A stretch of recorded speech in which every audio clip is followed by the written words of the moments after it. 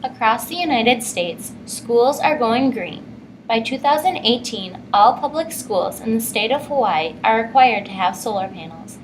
In Pennsylvania, the Alternative and Clean Energy Program provides grants to schools that install clean energy alternatives. At home, in school, and at work, solar energy is there. In the state of Wisconsin, in the county of Jackson, in the town of Black River Falls, people are taking steps toward a greener way of life. Energy Plus living and educational learning through solar energy is just the start to the greening up lifestyle. Tom Chambers is an Energy Plus homeowner and the principal at the Black River Falls High School. There is a difference between a net zero house and a greenhouse. A net zero house just means that the house produces the same amount of energy as it uses in a year. So you simply have enough renewable energy that it's going to produce the kilowatt hours that you need to run all of your equipment. And a greenhouse is a house that's built from the ground up, from the planning all the way through to the construction, in a way that takes in consideration the environment. So you look at everything from the land use that you're going to have to the landscaping, the way the house is built, the materials that you're using, and all of those different things that go into making a house sustainable. Solar panels are key components of his home. They offset the cost of his electricity. We have 36 individual panels, or two dual tracking solar arrays that power the home. It's 5.2 kilowatts of energy, and that produces enough energy throughout the year, as I said, to feed the house with electricity for all the appliances and heating and cooling, as well as selling more to the power company. Black River Falls High School has an alternative educational schooling. Jessica McNamara is the program director.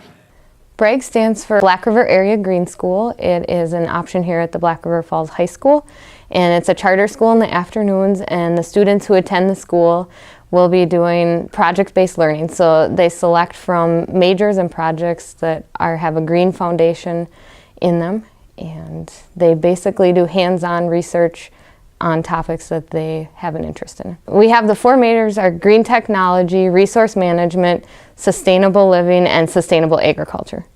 Ian Johnson is a former student of the Braig School who focused on solar energy for one of his projects.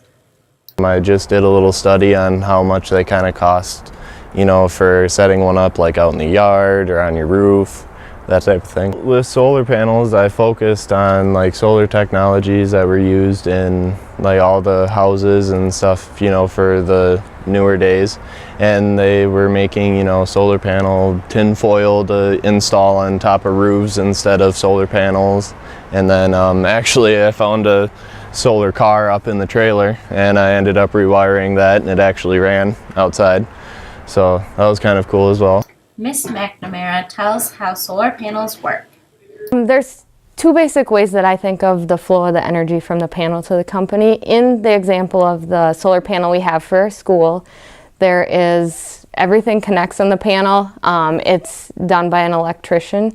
It then flows directly for our school into the power company lines. Schools are also drawing benefits from solar energy. Braig's was integral in getting solar panels in front of our school. There is always a conversion or inversion of energy in order for it to be usable, but in the case of our school, it flows directly to the company. The company then gives the school credits. Not only is the solar panel in front of our school used for education, but the ones at a local electrical cooperative are too. We just recently put in 36 panels, or 9.54 kW. That's 9,540 watts. And we just installed them. The reason we put in that many is because they're 265 watts a panel. And the reason we went with 265 watts a panel is so it looks more cylindrical, so we could go ahead and, if we wanted to add to it, all the different, the other three stages would look the same as the first. Other businesses are greening up as well. the Solar Energy Industry Association reported that Walmart was the top cooperative solar power user, followed by Costco, Kohl's, IKEA, and Macy's in 2012. Greg McFarland, CEO and General Manager of Jackson Electrical Cooperative, explains how their business uses solar panels. What are they for? Well, there's several reasons. Education would be the first thing in our case, because it's not that large of a system, but it is large enough to grow your knowledge in the business. We're going to take that and we're going to have a monitor up front for all of our members. Our solar panel belongs to all of our membership, so we call it a community solar of Jackson Electric.